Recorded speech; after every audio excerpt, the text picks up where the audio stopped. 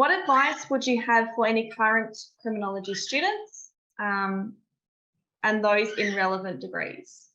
Oh, I would have a list, I think, just things that I've learned. I guess in my field, in this kind of community service social work field, I know I haven't done criminology before, so when I speak, it's probably more from my background. But some of the most important things that I think about when we're working with families is that, or even in this field, is that this work, what we do, has nothing to do with us, if that makes sense. All the work we do is not about us at all. And it's so important that we recognize that and take ourselves out of the mix when we're working with families, if that kind of makes sense. So quite often what I see, especially with new workers coming on board, they all kind of go through this phase, and I always make a little joke with them in the beginning and say, watch yourself, we'll break you soon enough. Something, because we get these really eager, wide-eyed, I want to help, I want to make a difference, and that's what we all want to do, right? Yeah. But what we see is we start to see these caseworkers taking on like the guilt or the blame or the praise even for their clients' successes or challenges or failures and things like that, and it really does impact them. It's really hard. It can be really hard on your well-being, especially if you feel like you're putting everything into a family and they're just not, you might think, oh, they're not doing anything. They're not making any changes. And what's wrong with me or something like that. You need to take yourself out of it.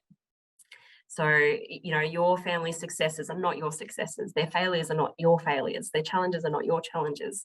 And you need to, I hope this is making sense, but you need to be able to be led by your families as well. So when they're ready to make change, that's when we start working on change. We're not sitting there trying to push them in a certain direction. Yeah. So you're just a tool there that's available for them to use when they're ready to use it. Absolutely. A lot of our work is it's relationship building. Without a good relationship, or what I've learned throughout the years anyway, is that relationships are the catalyst to change. So we have to pay focus to building that relationship with people. And unfortunately, the way our systems are set up, sometimes it doesn't work like that, or it's hard to work like that, because quite often we have services or programs that are time limited, or like time limited with hours or months or something like that, when really we need to focus on, and we could spend a whole intervention just trying to build a relationship with a client. And that might be the only thing that we do. And we have to accept that that is the change that we might have made, is that we've built a social network for a client, or we've built a relationship with a client, or something along those lines. But I know I'm rambling a little bit, but it's when I say like sometimes the way our systems are set up, it doesn't allow us the time to be able to build those relationships. It doesn't acknowledge you need to have that time, and especially when we work with in our mob with our families, there's extra work that we need to put in there to really help build trust and relationship for our clients. Until that happens, we're not likely to get anywhere. That's right. And it can be really hard. I think we manage it really well here, but it can be really hard if you're working in a system that kind of pressures you as a worker to get in, get it done, and get it out. And what we see when that happens is that there's clients come back all the time. So a bit of cheeky advice would be, take the time, build those relationships, push back, advocate for what your clients need, regardless of what the system is telling you to do. We do that a lot. Quite often we'll push back and say, no, we're going to do it our way because we know which way works. That was a really long one. No, that's fantastic. There's a lot I don't know there too, so that's really fantastic.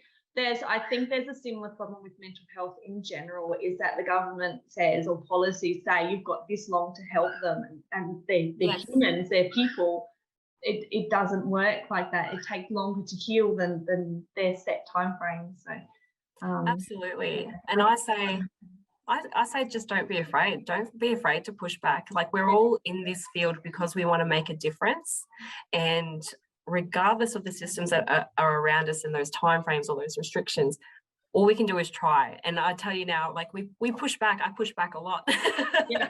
And I say, and I'll always sit there and I will always say, I understand, you know, you want us to be done by this time, or this is how you want it to happen. But we understand that it's not going to work if we do that. And you need to let us do what we need to do with our families, because the best goal for us is to, in the best way possible, we never want to see these people again. We never want to see these clients again. Yeah. We want to know that they have put in the hard work for as long as we've needed to do it, that once they leave, they're not coming back. Yeah. Yeah. Best case scenario. Yeah. Yes, absolutely. Yeah. I know this is an extra question. I hope we've got time to ask it. Yeah. How does a person apply for a position? I know you're in a manager's role now, but for a lower position in this, if they want that kind of job? Yep. I know at the moment there's actually quite a push in this sector. So from when I started to now, there's a bit of a push for qualifications in this sector. It's not really something, I sit on a lot of recruitment panels and everything like that. It's not necessarily something that I look for. But a minimum, I think certificates and diplomas is quite acceptable these days.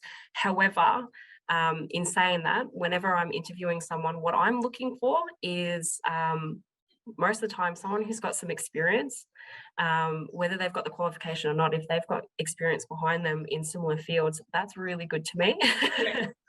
I'd always consider having someone come on board with the experience that they've already got, and then seeking further qualifications with them if that's what they'd like to do. Yeah. I always look for someone with the right attitude as well. Yeah, you need that.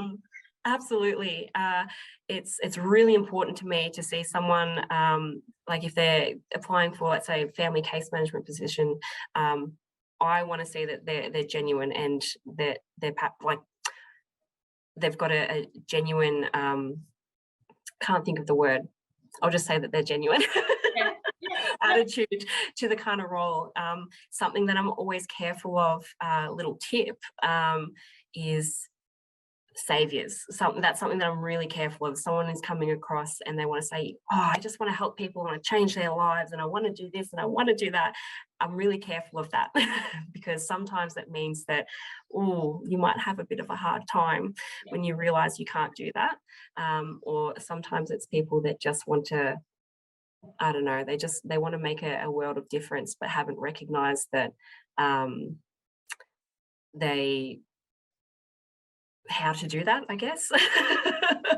Does that make sense? Yeah. What else? So in getting a job, I'm just trying to think. I actually just had interviews not long ago. I'm trying to think of the things that I was looking at in those interviews. So with experience, would volunteering count if someone's been somewhere absolutely in a volunteering role? Absolutely. I've actually hired quite a number of people that before they worked here, all they had was volunteer experience. They had experience in like volunteering in mental health, or volunteering even at neighbourhood houses and things like that as well. I think it shows a lot, to me anyway, like the motivation. It shows that people are motivated. The fact that they're going out of their way to go and volunteer or do unpaid work or something along those lines, I really appreciate that. Yeah, I really, really appreciate it. And I've also had like people coming into the office, like we might not even have any jobs available, but they're coming in.